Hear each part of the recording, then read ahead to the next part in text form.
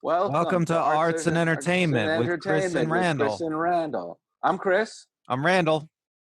and welcome to our show. Every episode, we discuss different parts of arts and entertainment.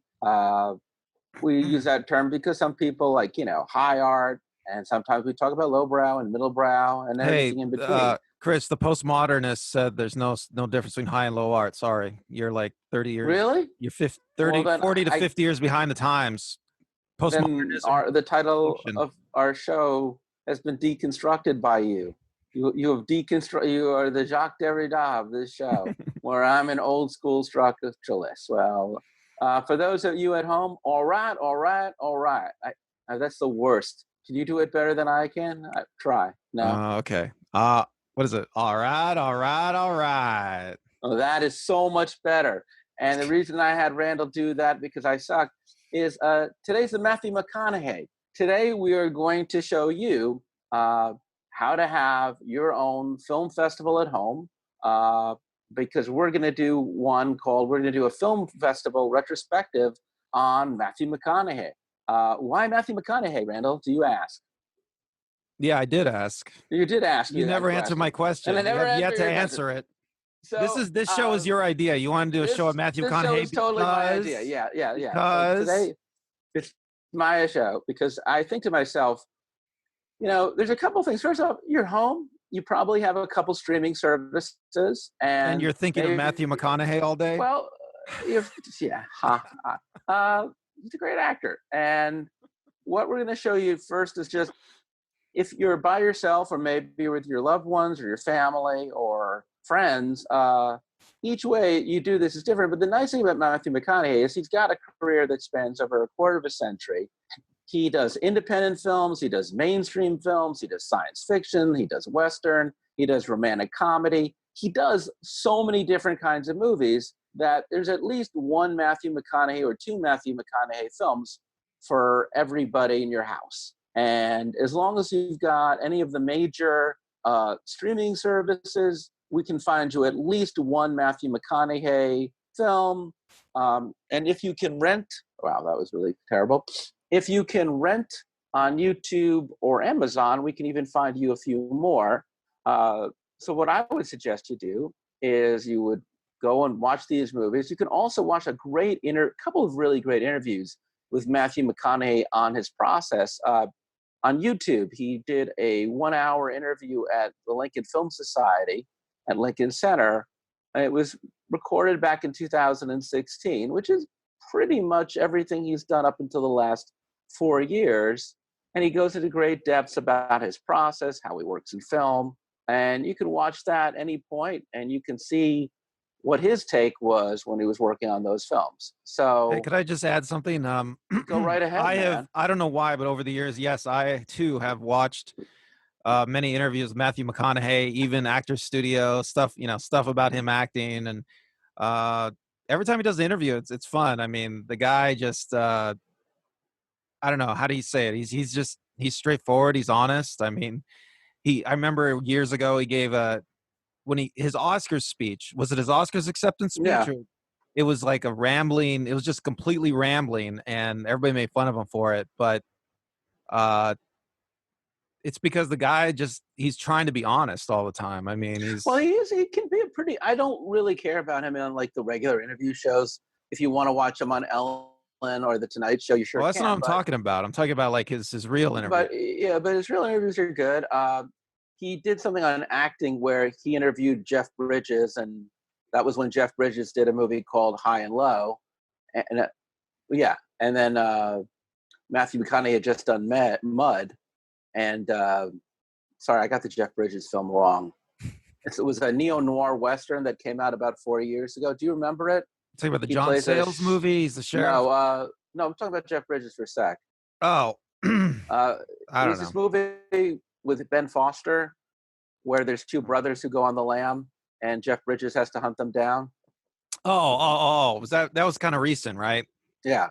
Anyway, there's a really nice one where Bridges and McConaughey basically talk to each other about their own films. McConaughey talks to him about his stuff, and Bridges that's a pretty good. There's a few. If you Google just Matthew McConaughey acting. Did you know that he is right now a full professor at his alma mater at UT Austin, where he now teaches a class on acting from film to stage? Who are you talking about? Jeff Bridges or Matthew McConaughey? Matthew McConaughey. So he's actually teaching there right now? He's been teaching for a long time, but he is now on their faculty as a professor Where's this of at? acting. Austin, UT Austin. So yeah, he's a pretty normal guy. I mean, that's one of his interesting qualities. I mean, with Tom Cruise, can you imagine Tom Cruise going back to his old alma mater or something and teaching an acting class? I really can't. I don't know. I think he has interesting things to say, but I think he hit on something, which is, and we're going to get to the films in a moment, but I do think that Matthew McConaughey is, in very sense, a quintessential American actor.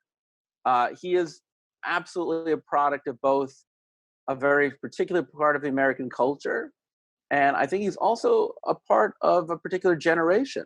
He was born in 1969, so he's just between you and me in age. He's 4 years younger than me and about 5 years older than you? I don't know. I'll look up how old he is while you're talking. He was born in November of 1969, so he's 50, going on 51. Okay. And I feel that he is very much a Gen X actor, and he is very much an American actor. And I don't think it's always true. Like, for example, I think that a contemporary of his would be Matt Damon. Matt Damon is absolutely very much a quintessential American actor, but I don't really think of Matt Damon as a Gen X actor. I really think of Matt Damon as the kind of American actor who would be an American actor in any decade in history. That makes sense to you? So you think Matt Damon is timeless, is what you're saying? No, I just think that there is no he's an American actor too, but I don't think there's anything particularly generational in his sensibility. He does not have, I would say that someone like Owen Wilson or Robert Downey Jr., much like Matthew McConaughey, they have a generational sensibility. There's something about our generation as actors that really comes across in those particular actors that don't come across in a Ben Affleck or a Matt Damon. I'm going to say this about McConaughey. I mean, McConaughey's different than most of these other actors, I think, just in terms of temperament. I mean, he's different from almost all American movie star actors in the sense that when I went to film school at USC, okay, one of the professors there, he liked to make the distinction between stars and actors, and there were some actors. This is like a film studies type thing. It's like they like to make distinctions between stars and actors, and some stars are actors, and I mean, because a star is part of the studio system. It's like a star is somebody that's a brand. They bring people into the theater, right? So Tom Cruise, Will Smith. These people are stars, right? And they're always the same. They always play the same character, right? So they're actors, but they're not really acting. They're just playing themselves. And they brand the movie. They bring people in. But somebody like a Matthew McConaughey, he I don't know if he is a star, but I don't know if he brings the people in. But you know what? He has threaded the needle in a way that almost no other American actor has been able to. No American star actor has been able to, where he does pick parts where he gets to act, and he tries to act, and that's the interesting thing about him is he. Well, I think you've picked he has up a on lifelong a lot love stuff. of acting. What? He definitely loves his craft, and Yes. I think you're right. I think it is fair to say, and we're going to start in a second, that he does thread the needle because Matthew McConaughey does both. He does both. I would call mainstream American movies, big commercial films, and he does do small independent films. Sorry. So in that sense, he is really he really threads that needle. And I would say there's a good question. which is you do have certain actors who get lost in a role. There was a time where Gary Oldman, it was like a running joke. Whoever Gary Oldman would play, you would never know who he was because he'd get so lost in his part. Well, he's a perfect Meryl example Streep of an gets actor, not a star. lost in his part. I will say, then there's other actors like Will Smith, who you're right. Every time you see Will Smith, it's almost there's a few where he really does get lost in a part. I'm not going to be rude, but often it's very hard to see behind what is Will Smith. McConaughey definitely has a certain kind of archetype, I think, but of a certain type of guy that he does play. Really, I don't agree with that. Tell me what But type let's you go. think it is. Let's look at these films and let's look at it in chronological order. And I just want to say one more. I just want to say yeah. one more thing about McConaughey is if you do listen to some of his interviews about acting, Yeah. over the years, he even talks about it. He is one of these rare. I would say he's one of these rare artists, in any kind of artistic field, who is always trying to improve himself and always trying to improve his craft. And when he talks about acting over the years, that's what he talks about. He talks about how let's look at he these has films. tried, he's strived to become a better actor over the years.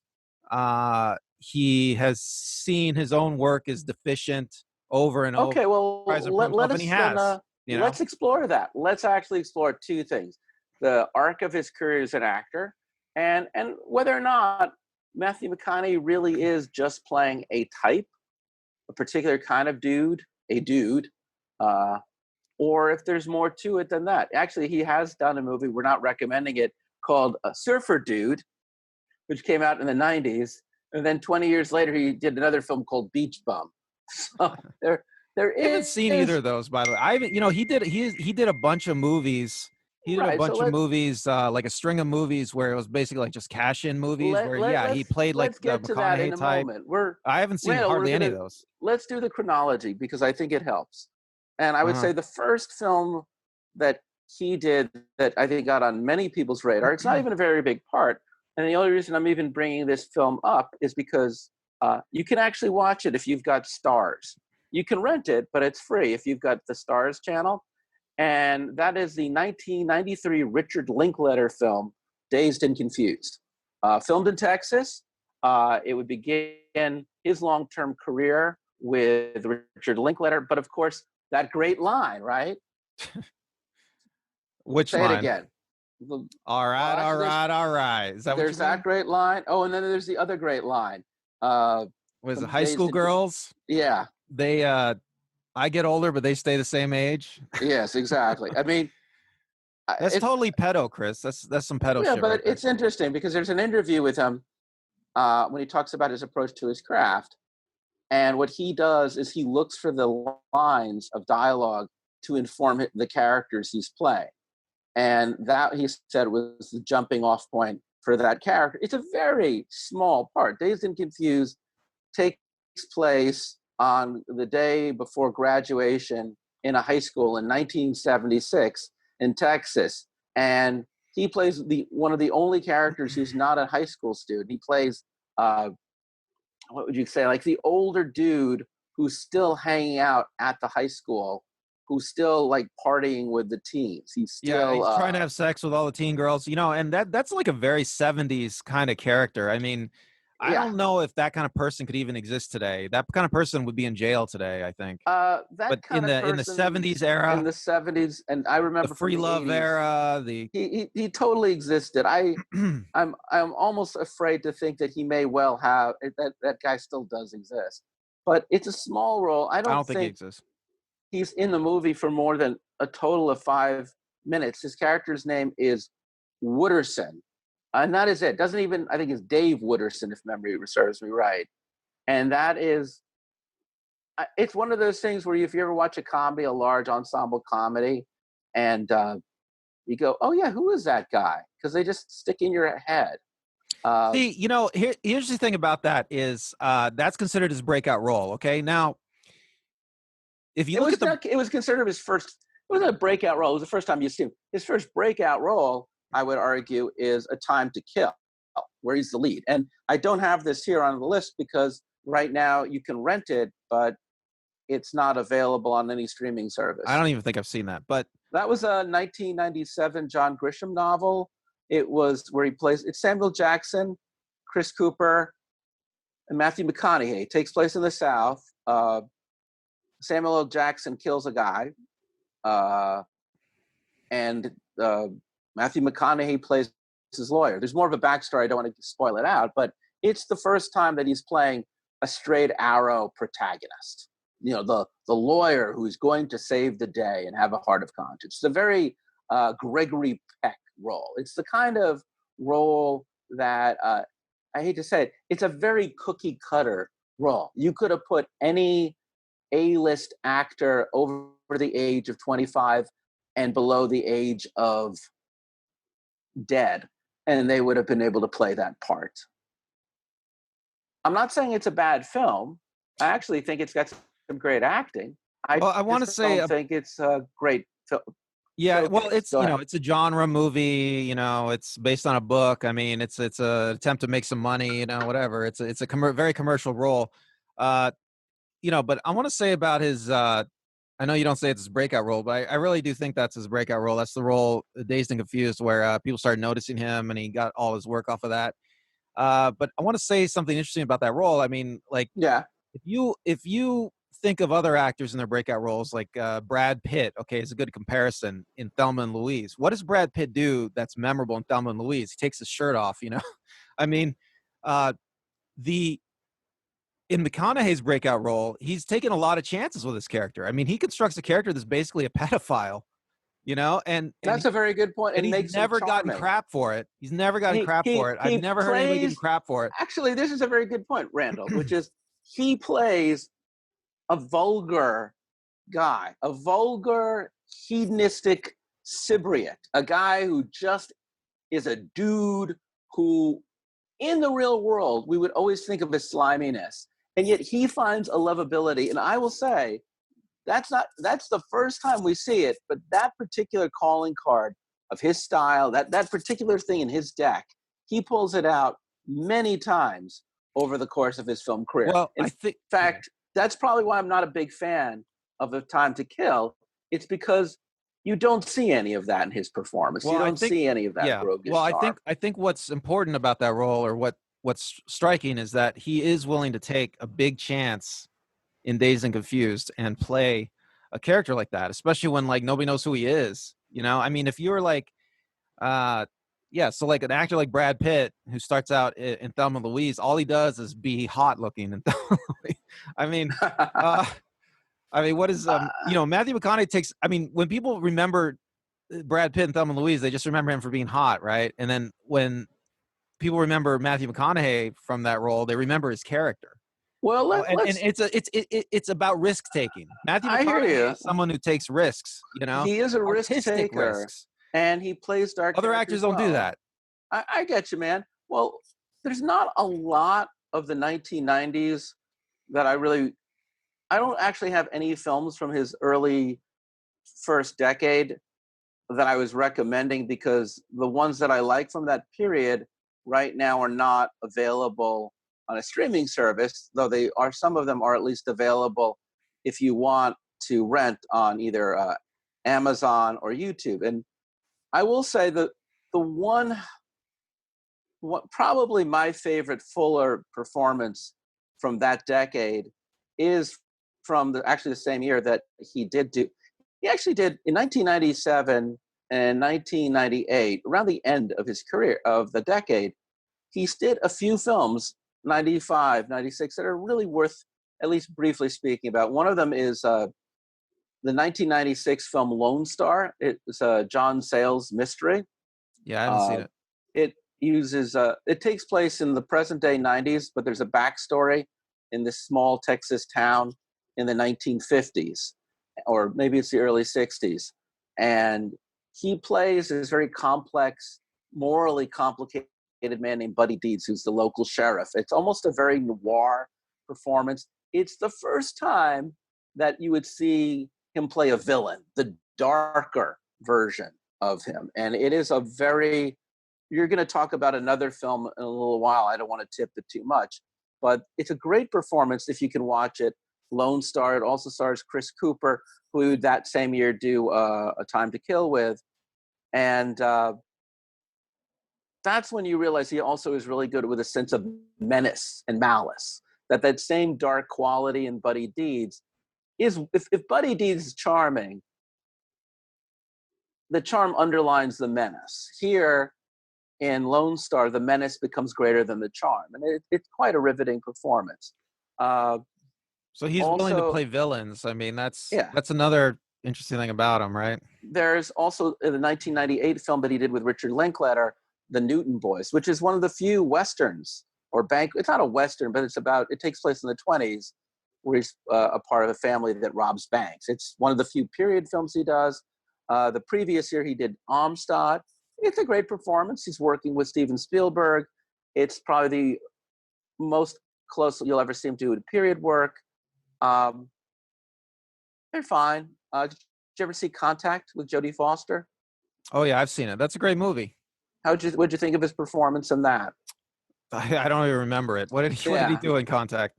Exactly. Jodie Foster was great in Contact. He was in Larger Than Life, which was that Bill Murray movie about an elephant. Really? I didn't even know that. I didn't see Ed TV, and I would like to, because actually I hear it's a very good film. Did you ever see that, the Ron Howard movie? No. Where he's being followed by a TV crew? No. What's the IMDb on that? I don't think it's very high. Maybe not. It's his first working with Woody Harrelson. And then as soon as the 2000s began, I think really at the beginning of the decade, 20 years ago, he's a mainstream actor. And he starts doing very mainstream things like U571, which is actually, again, not something that you can stream right now. It's a submarine thriller set in World War II. It's pretty good stuff. Is that a remake of Das Boot or something like that? No.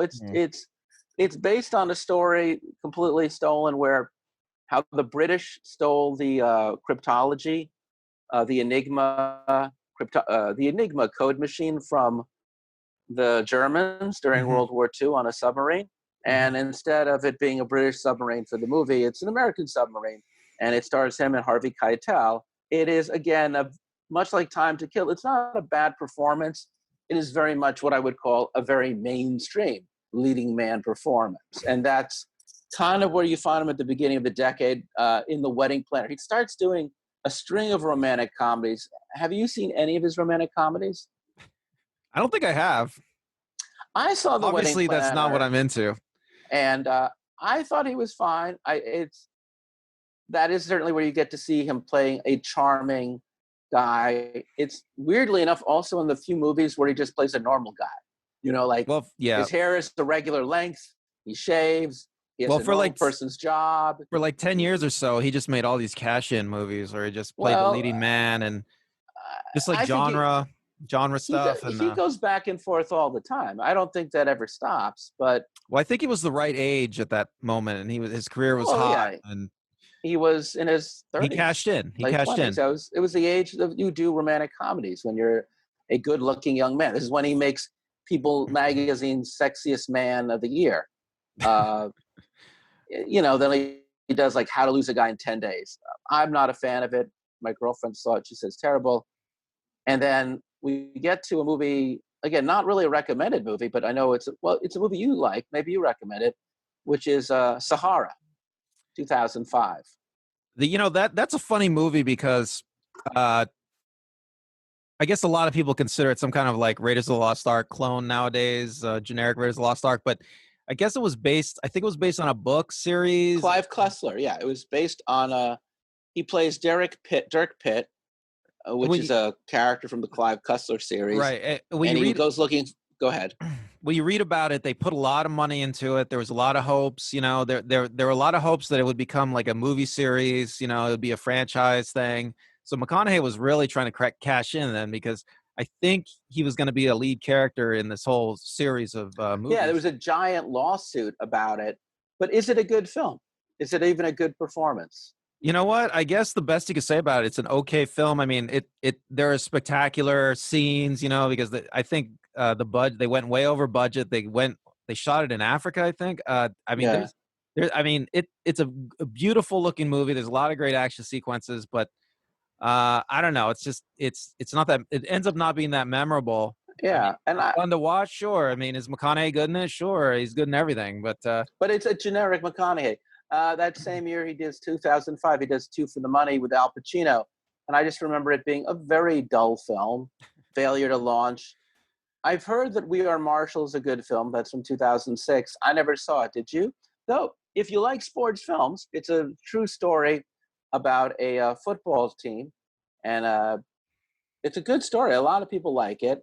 And again, if you're doing a film festival and people like sports films, this is about a team that dies at Marshall University, and they have to restore a new team in its place. And that's a kind of film that a lot of people like to watch. Then he does Fool's Gold. Again, it's not really until 2008 that I really can tell you there's a movie from this decade, the first decade, that I think, man, he's kind of really good. And it's not even a great performance. It's just a very funny movie, which is Tropic Thunder. And Tropic Thunder, you can watch. It is available to rent on is it on Amazon? You have the list. You've seen Tropic Thunder, haven't you, Randall? yeah, that's one of the all-time great comedies. Did Ben Stiller help write it? He stars in it, right? Yeah, And Ben Stiller wrote it, directed it. The role was originally going to go to Owen Wilson, but Owen Wilson had tried to commit suicide because he was very depressed after having broken up with Kate Hudson. So that is an interesting little backstory. But I mean, it's a very funny movie. you Do know, you I'll remember anything about McConaughey's performance in that film? no, I don't remember what I he mean, played in that one. he's the straight man to Tom Cruise in You that know, film. I'll say another weird thing about it is, so you talk about Owen Wilson. He has to replace Owen Wilson, who had all these personal problems. You know, Yeah. McConaughey, he barely has he had any personal problems? I mean, the guy is so normal, isn't he? I mean, We don't. he Yeah, got I arrested have for being no high on idea. pot one time. I remember. And That's it's like, pretty much it. like who He's hasn't a gotten pod in trouble for smoker. being high on pot before? I mean, He's a pod guy. But in he's this so movie, normal though. he's just playing a very straight arrow studio guy. And I don't know. It's a great movie. And it actually, you know what? I'll give him credit as a performer. In this movie, it's the only time you're ever going to get to watch Matthew McConaughey be the straight guy to some amazingly funny people. You know, Steve Coogan, Jack Black, Robert Downey Jr., Ben Stiller, and a very, very funny character performance by Tom Cruise as that middle-aged producer. And it does show. I mean, I think it's a very hard thing in acting to play the straight man, to be the person who stands in for the audience is going, hey, I'm normal like you, and what the hell was that? I mean, it's a lot of reaction. He really is the character that is the closest to normal in a film full of unusual people. And to get him as that guy, and in that sense, he does a really great job of being normal. And it does show you that a lot of that he has range, range that we don't normally talk about. Out of all these people, he's probably like one of the most normal people. You know, if you go in and look at his autobiography, his biography, you know, he in the beginning of his life, he talks about it in interviews. He just wanted to be an actor. He wanted to be a movie star. So like he was in Texas, I think it was, and there was a movie shooting. He's told the story before. There was a movie shooting in his town, and he was like trying to find the casting director, and he saw the casting director in a bar or something. He just went right up and said, hey, I want to be a movie star. Well, I mean, he did acting in college. His first, he did a commercial for the local newspaper. He did, you know, he was on an episode of Unsolved Murders, and that's when and after that he got Dazed and Confused. But I'm saying he's not like Ben Stiller. Okay, so Ben Stiller's Hollywood royalty. You know, his mom and dad were working in the industry and all this. I mean, he's like a normal guy who just he wanted to be an actor, you know, and that's it. And he stayed normal as far as I could tell. I would just say that it's an interesting thing to watch him in Tropic Thunder play what I would argue is probably the most normal guy he'll ever play without being dull. because I think a lot of the problems I have with the first decade, the first of the 90s and definitely the first decade of the 20th of the new century, McConaughey performances, he feels to me a bit reined in.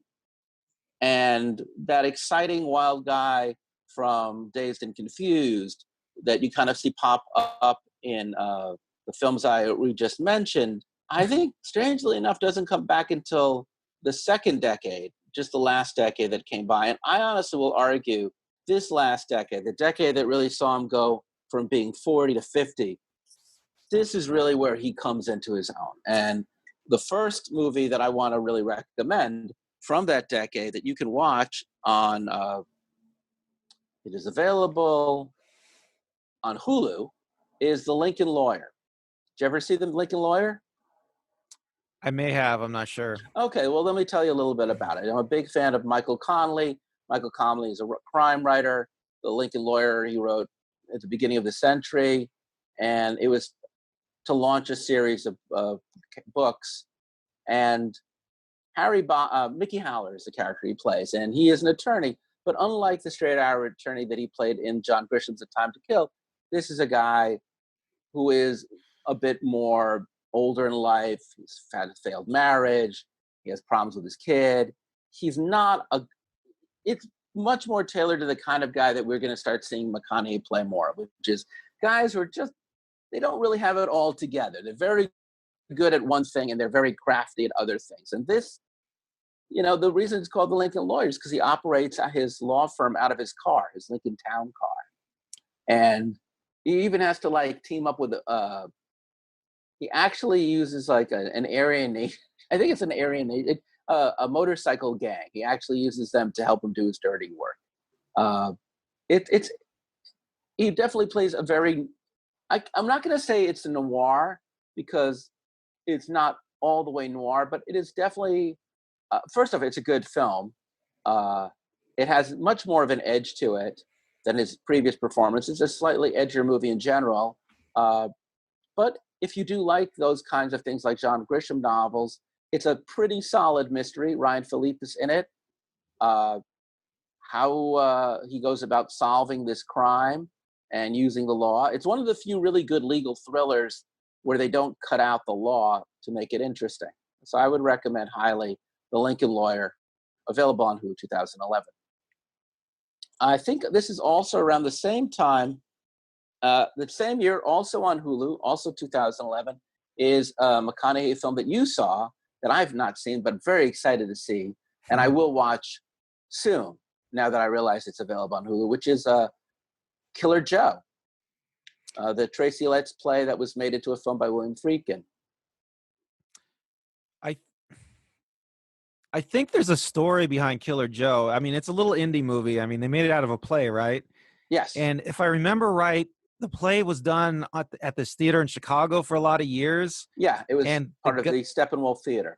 Yeah, and the guy, the guy, there's like some coercive sex in the play, and I think there was a guy in the play that like the director and one of the actors of the play at this theater was got Me Too'd, and people were saying that he was trying to, he was doing all sorts of nasty stuff on stage, and he was trying to spin out his actresses are saying this, right, that he worked with. He was trying to go after them off stage and all this. So I mean, so what I'm saying is, what are you saying? There's a lot of crazy stuff in Killer Joe. Yeah, but there's a lot of crazy sex stuff in Killer Joe. Juno Temple is in it. Why do we? Juno Temple is in it, and if you know anything about Juno, yeah, but if you know, let me finish. If you know anything about Juno Temple, she's always crazy in all her stuff, and this is one of her craziest parts. She gets totally naked. Matthew McConaughey is a total scuzz bucket, and he's great. And it's just an entertaining watch, I mean, but you want to tell us a little bit the premise of the film? No. So it's not just come watch Matthew McConaughey be a scuzzbucket. Yeah, just watch him be a scuzzbucket. Watch Juno Temple. I'm gonna talk a little bit about the movie because I think people have a right to. So it's about this boy who he owes money, right, about $5,000, and he conspires with his father, I believe, to knock off his mom, who's divorced from his dad, to get money in the will. and because he doesn't have enough money to pay the assassin, which is the McConaughey character, Killer Joe, it basically offers his sister, who's played by Juno Temple, as collateral. I got that right? I don't even remember because, like, you know I what? looked it up. The plot is not that important. This play movie is like, it's all about these crazy scenes that happen. I mean, you're just basically, this is one of these things where you're just waiting for another crazy thing to happen. And when it does, it's a very fun to watch. controversial film because it got very mixed reviews. Some people really loved it. Some people really hated it. But everybody cites that McConaughey's performance in this as this dark, malevolent character is riveting. Is that true? Yes. Well, McConaughey's great in it. He plays a bad guy. There's nothing, I don't even think there's anything redeeming about the character he plays. And, you know, I was going to say this about when you were talking before about McConaughey is, you know, all the roles he plays, he's able, you know, he's really able, this will go into the next project. He's really able to construct a character, you know, unlike a lot of other actors working today. I mean, he is able to, from the ground up, you know, create like this core of normalcy, because he understands normalcy, because I think he's normal. You know, he grew up as a normal person. So he puts a core of normalcy in all his characters, and he constructs them from the ground up, you know, making an actual person, you know? And so like in Killer Joe, one of the reasons his bad guy is so good in Killer Joe is he does seem very normal a lot of the time. And then he's not. Is that again kind of like his character in Dazed and Confused, where there's just a certain degree of charm that makes because in Dazed and Confused, what's disturbing about him, weirdly enough, right? That's another good example. Dazed and Confused. So like the character in Dazed and Confused, he's just some normal dude that he's a guy that likes to hang out and drink beers and hit on women, girls maybe, and you know, but McConaughey understands a person who just likes to sit around and drink beers. You know what I mean? Tom Cruise played a character like that in Born on the 4th of July. Yeah, that's a great performance. It's one of my favorites. It's a good performance, but the scenes where Tom Cruise just has to be a normal guy, he doesn't strike me as very normal. You know what I mean? Because like Tom Cruise is not a normal person. Well, that's a good point about McConaughey, that he can really be very comfortable in the body of who he's playing. Well, he understands just being normal. And I'll tell you something else. Okay, so here's a perfect example. Okay, so let's fast forward to Magic Mike. No, not yet. Not yet. We are going to get there in a minute. All right, but it's a perfect example of what I'm talking about. The way he constructs the character. Well, then hold that thought, because we're going to get to that, I promise. But I just want to hold that thought, which is, I think that it's a weird year because he also, if he plays like a lawyer who's kind of a failure of a human being, but a great lawyer, and then in Killer Joe, he just plays an out-and-out villain. He did one more film in 2011 that I'm recommending that you can watch, where he actually plays a straight-up hero. And that film is called, hold on, I have to switch this over. And that is called Bernie, which is also directed by Richard Linklater. It stars Jack Black. Jack Black is a guy who marries a very wealthy heiress, played by, Shirley MacLaine. And Matthew McConaughey is the very eccentric Texas detective who has to solve the crime, has to go up against Bernie. He knows Bernie's up to no good, and yet he is, and it's very interesting because it's completely, he's idiosyncratic, he's charming, he's witty, but he is very much a white knight in that performance, as opposed to the two performances we just talked about. If you stacked up those three roles just in a single year, you really have a remarkable range for one actor, is what I'm saying. Did you see Bernie? Yeah, I saw it, but I don't remember Matthew McConaughey being in it. So it's... well, then I guess you don't remember it too well, because... It's not a very memorable movie to me. Well, I would recommend it. Thank you for dissing the movie that I'm recommending to people. That's fine. You're willing to do so. I can't recommend Killer Joe because I haven't seen it, and I honestly don't know how offensive it may be. But if you want to watch Bernie, it's on YouTube. It's free with commercials. And it's an oddball. It's an oddball performance in an oddball film whose tone is completely the opposite of the more menacing and noirish films that we just mentioned. And now we can go to the following year, which is maybe also another amazing year in his career, and that 2012. Tell us about Magic Mike, where he plays. Okay, but let's cut for a second. How about you can't use your headphones anymore? I can't because I have to. It's the same thing I'm using to charge my my iPad, and my iPad is about to go, so I have to charge my iPad. Okay, I'll just talk about Magic Mike. So Magic Mike is a good example of what I'm talking about when it comes to McConaughey and him being a really good actor, just able to construct a convincing character, characters that seem like actual people. So if you watch Magic Mike, now Magic Mike's the kind of movie that, it's a cash-in movie. Everybody's just going to phone in their performance, except for like one guy, Matthew McConaughey. Now maybe. Oh, no, I think you're thinking of the sequel. I think actually Magic Mike is just the opposite. It's both very good Steven Soderbergh film. I disagree with you. I think Magic Mike. I could not. True story of Channing Tatum. It is exactly what he did for a living before he became an actor. Yes, I understand that. A lot slicker. It should be a very bad film, and yet at the same time, it isn't. It's a very. I disagree with you. It's a very compelling film. These guys are very likable. They're very interesting. It has a certain authenticity. The character of Dallas.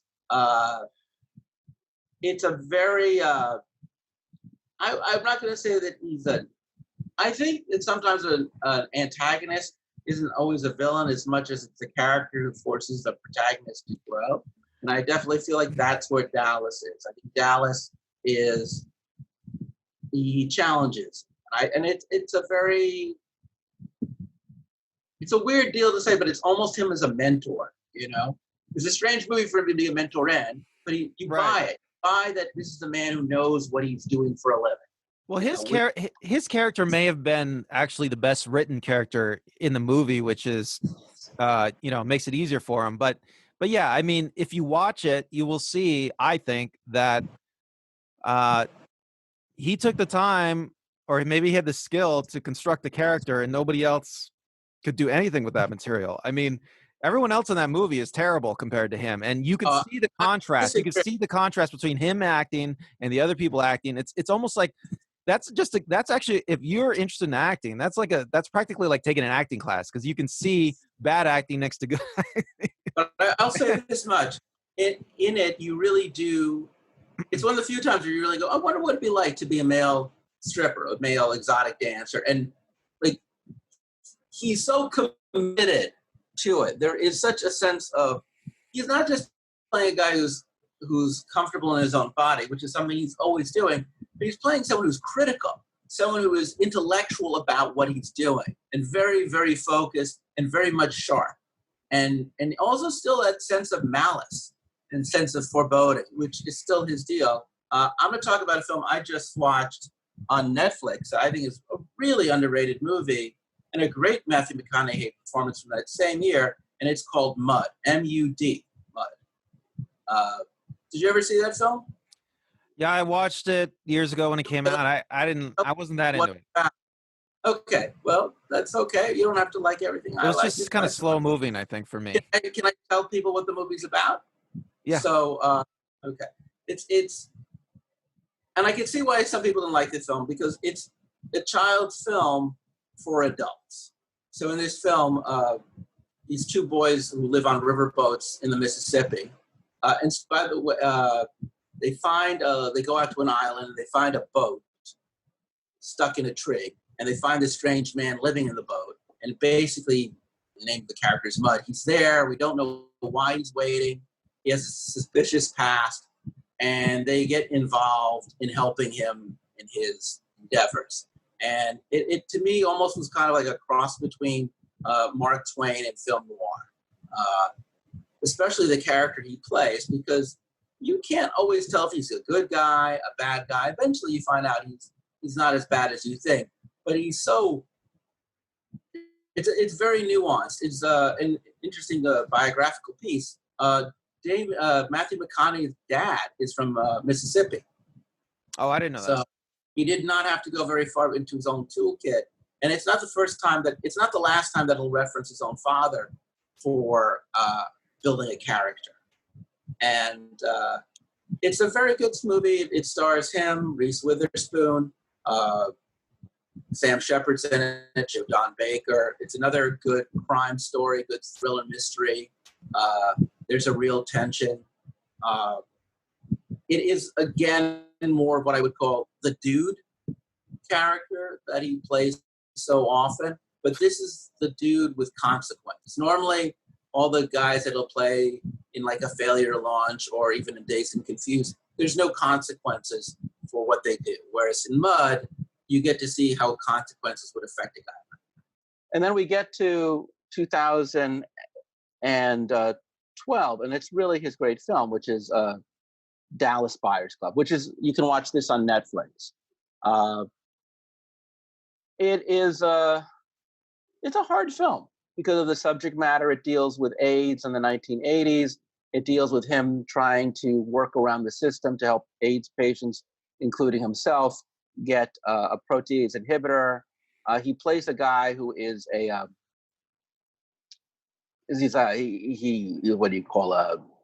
rides the bulls, and he's a hustler, and he's a cowboy, and it takes place in Dallas, his native home state. He lost I think 40 or 50 pounds for the role. And in many ways, it is that same kind of Sciviola, the hustler, the grifter, the charming kind of out on his luck McConaughey character. And as I said before, we're only now starting to see him play guys who have consequences, whereas there were more moral consequences in Mud. Here you're really seeing, what it is about a man coming to terms with his own life and unfortunately the loss of his own life. And you see he's playing a man who's not particularly intelligent or not stupid, but he's playing a man he is in denial of his own situation. And yet, as the film progresses, you can watch his own evolution, his own thinking and feeling. You do feel like there's a lot going on in that film. What do you think about Dallas Buyers Club? Yeah, it's a good movie. I guess I just want to say that Jared Leto got a lot of crap because he was playing a trans man, I think, and they said, people were saying, "Oh, we should have got a real trans person," but I kind of recall Matthew McConaughey not getting any crap because, I mean, just like back in Dazed and Confused, it's like, oh, yeah, Matthew McConaughey, he's so good. It's like, why are you going to criticize him? What do you think about Matthew McConaughey's performance in Dallas Buyers Club? Yeah, it's so good. It's like no one even wants to criticize him. Even the woke people can't criticize him. It's like, right, but it's a different performance from McConaughey. He's not really very cool. There's nothing cool in that performance. Well, I always talk about I was talking about his core of normalcy he tries to put in his characters. Yeah, so that character in Dallas Buyers Club, he strikes me, like if you watch the movie, I feel anyway, he struck me as a very normal person who just happens to be gay and he happened to get AIDS and he's just got to deal with it. That's the character he's constructing, whereas Jared Leto, that's another good movie to watch for contrast. I mean, they both give good performances, but you look at Leto and he is trying to construct a person who basically is not him. I feel like his approach was like, oh yeah, I'm going to play somebody that I have absolutely nothing in common with, whereas McConaughey would never do that. He would say, well, this is what we have in common. I have stuff in common with everybody, Well, and he really does find that commonality. It makes a character that would be a lot harder to follow. And just want to mention two other films from that same era, which is Wolf of Wall Street. It's a very small part, and that is much more of the traditional McConaughey goof. Do you remember that? He plays, he's only in it for about 5 minutes, and it's Jordan Belfort's first boss or his second boss, and he does this whole scene where he thumps his chest, and apparently and there's an interview with him in Lincoln Film Center where he talks about the line about the dialogue for the character was just so off the hook Here's a man who has no censor, who'll just say and do what he wants. So apparently that whole thump thing, McConaughey just improvised it. And if you haven't seen the movie, it's a great movie. I've given nothing away about the movie. He's only in it for 5 minutes. But the guy he plays, this coked up 80s hyper super executive, is just it's probably one of my favorite farcically funny characters that he plays. It's so over the top.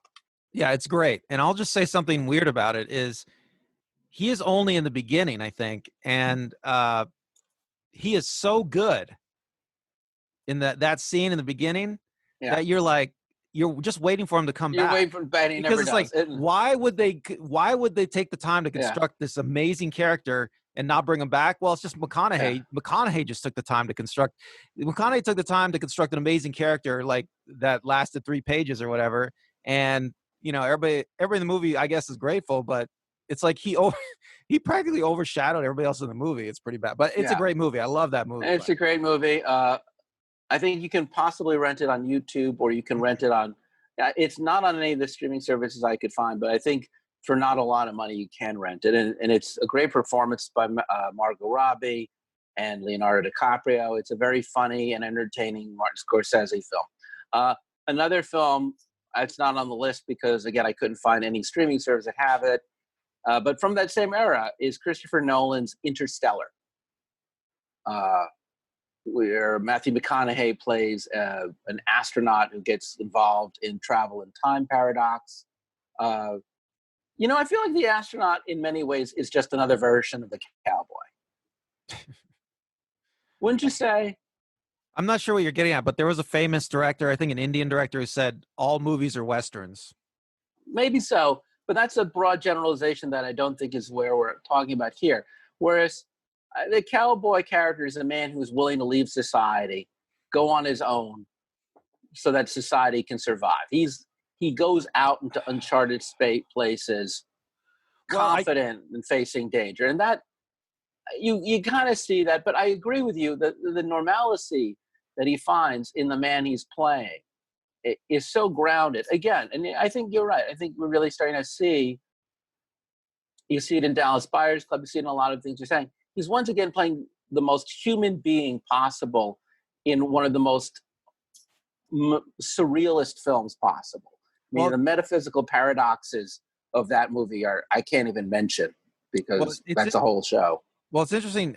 You like to, I've noticed over the years, you like to describe certain actors, the characters they play as the dude, or they're playing a dude, and you described McConaughey like that earlier. And I think what you're getting at is, there are very few actors that can just seem like a normal person, which is because these people live such rarefied lives, a lot of them. And the dude is like a guy who's a stoner, a drunk, a guy who's kind of not really fully there. He's a modern day American fool, is what I mean by the dude. But the dude is a real guy, and he exists in our real lives. He's not so far above us that we don't know. We all know dudes in our life, and McConaughey's ability to remind us of that guy, of that kind of guy, is awesome. But the last film that I have, or it's not even a film that you can watch at home, and you and I are humongous fans of this, is True Detective season 1. Just season 1. Just season 1. But his performance, it's him and Woody Harrelson, and it has an even stranger structure than Interstellar, which is saying something. But it touches upon, in so many ways, it really does touch upon all the things that we've been talking about as far as characters. Because if memory serves me right, it spans, 20 years? I don't know. 10 years? It's a crime story. And it takes place in Louisiana. And Woody Harrelson and Matthew McConaughey are partners. They're detectives who have to solve a murder. And how would you describe the character that McConaughey plays? Well, he plays two characters. He because they're going through two different time periods. He plays the same character. But like 20 years later or whatever. And him 20 years later is completely different from him like when he's younger. So what kind of person is he? Well, he's he's totally different. I feel, and you know, McConaughey. You know, if you the great thing, you know, McConaughey is one of the elements that really makes that season really great, because McConaughey really understands that he needs to show with his performance, you know, just what the years have done to this person. And McConaughey, and you watch it, you know, McConaughey more than almost any other actor you've ever seen is able to do that with his performance. I mean, there's lots of projects, you know, where an That's true. He's actor a has very to. straight arrow guy in the early '90s, and then by the time we get to, you know, whatever it is in the present day, he's completely he is the dude again. You know, his hair is long. He's smoking cigarettes. He's no longer a cop. He's no longer a detective. He no longer gives a rat's ass. Well, he's You know, and you're broken right. though. He's broken inside. Yeah. I mean, he's And then it he keeps on experienced. flashing backwards and forwards in time. So almost you would argue his performance is a mystery, because you're trying to figure out, how did the guy that we're meeting in one era in time become the guy in the other era in time? How did these two people coexist? And what happened to get him from this place to Right. where And, he you know, is I'll now? say something else. Like that first season, it was well written, okay? But there were things that should have been written that weren't written. Okay. So for instance, why is McConaughey so broken? I mean, they don't really, I mean, Oh no, you see it as the story progresses. yeah, but not everything. Okay. Not everything, but You see enough to know. You see enough to get what's going on. There's a little bit of implication, but McConaughey's performance is what really opens the window for the viewer onto what the years have done to this person. And without McConaughey's performance, I mean, people talk about Kevin Spacey in what is it, Ultimate Usual Suspects, okay? So Kevin Spacey, you know, this is a good contrast because they're both very similar projects, okay? Kevin Spacey is trying to give an interrogation room performance where you're trying to understand this character and things that have happened or whatever. And, you know, the scripts are different. They're two different intentions. So, you know, they're not totally comparable. But McConaughey, this is very similar, True Detective. It's an interrogation room performance, and McConaughey is trying to convey to the viewer just what's going on with this character, what has happened to this character, you know, what the experience has done to this character. And McConaughey is like about a million times better than Kevin Spacey. Right, and you get to see the two big archetypes of McConaughey. You get to see, again, the guy who's loose and out of it, and you get to see the guy who is in control and menacing, and you even get to see the guy who's vulnerable and likable. Actually, they cut a scene where you see why his marriage failed, and you can find it on YouTube. Oh, really? I haven't seen it. Oh yeah, it's a really beautiful scene of him and his wife just deciding to break up, and it's kind of almost like you're watching the 1990s Matthew McConaughey literally morph into the 2010s Matthew McConaughey over a series of several episodes. But that one scene really sums it up. But in general, I think it's just one of his most challenging work. A film I just want to mention, but I have not seen, is Gold. Apparently, it's one of his favorite performances. It's based on a character that he used his father as a template. I saw the trailer. It definitely looks completely different. It's based on. I've seen it. It's based on a true story. It's a fun story. All the performances are great, but I mean, I don't know. Does he have a wig on or something? His hair is all I don't weird. know. It's an interesting movie. I mean, it's not. You liked it? Yeah, it's a good movie. It's not that great. I mean, it's based on a true story. I mean, it's a fun story, whatever, but it's an adventure. Okay. I mean, did you see The Gentleman? Yes, I've seen The Gentleman. I don't like it. How was his performance? Okay.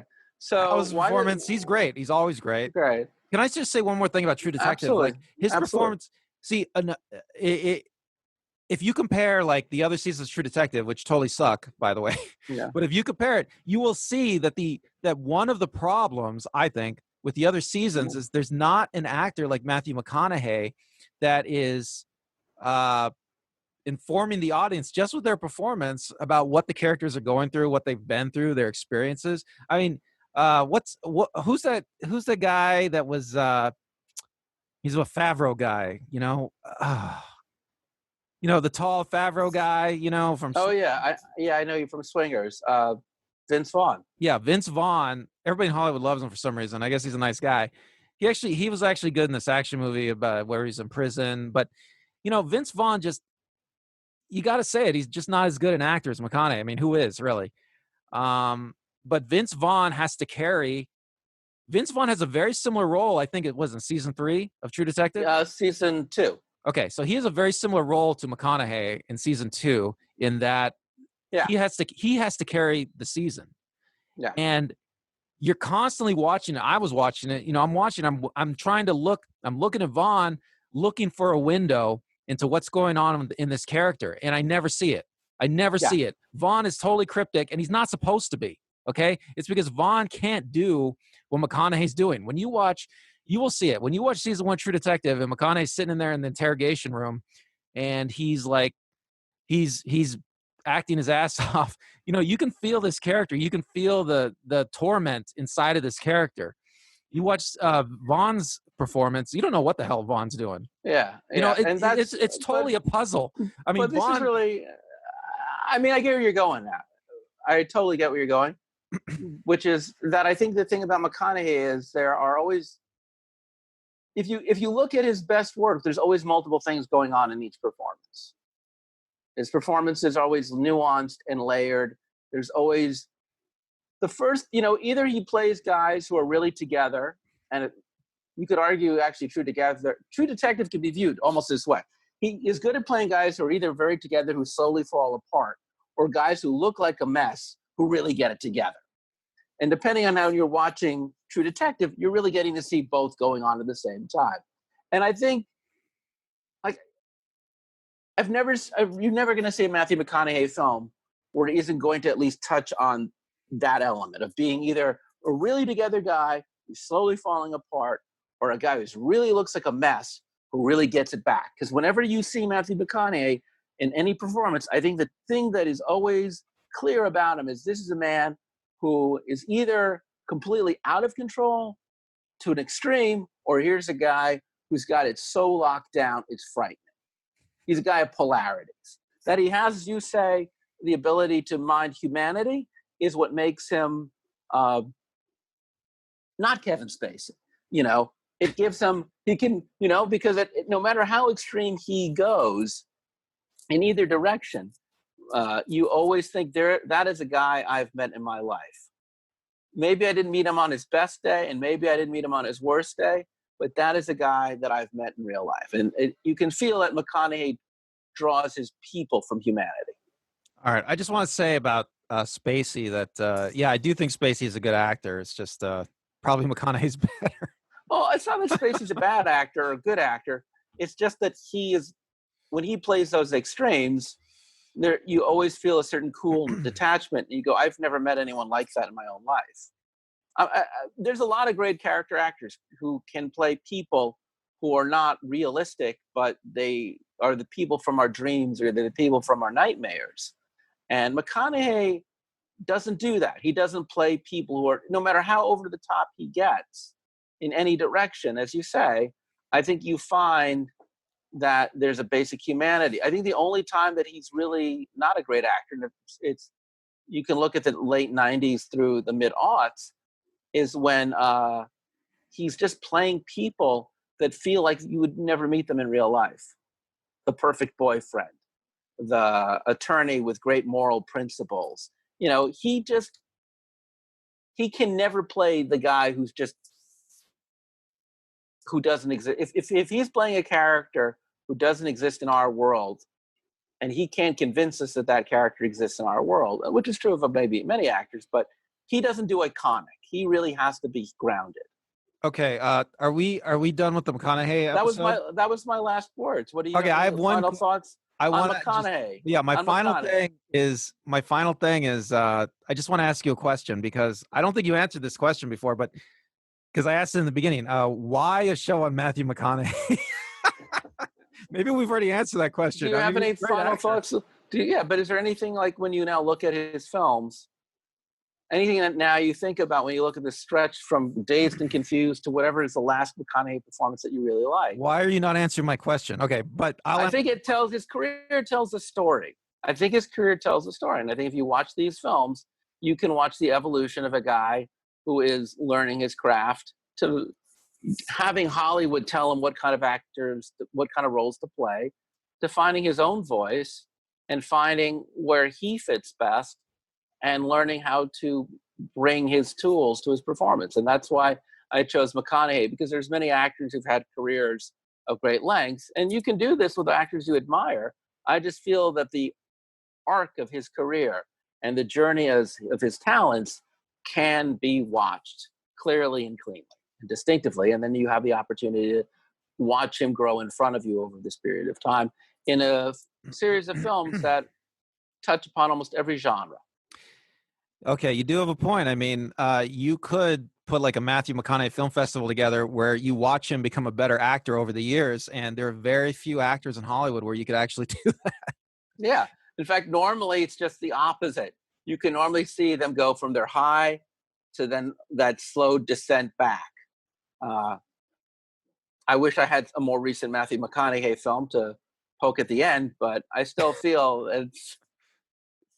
I still like to believe that he's on the ascent. I hope his next film, whenever that comes out, is a good film, and I look forward to watching it. Well, I want to thank everyone for watching what was a slightly longer version. The original computer that I was using to record myself, it the battery died on it, so I had to switch over to my iPhone. So I'm sorry if there's a lack of continuity on here. Thank you, Randall, for doing the editing. I just wanted to say to the people watching, if you have any suggestions about future areas of arts and entertainment you'd like us to discuss, leave your comments in the comments section.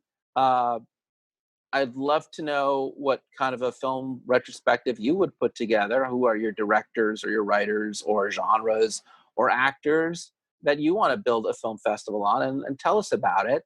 And if you have any other questions or comments, please, please, please leave them. We want to get a rapport going with you. Anything else, Randall? That's it. Well, then, I'm Chris. I'm Randall. Be safe and be well. Bye.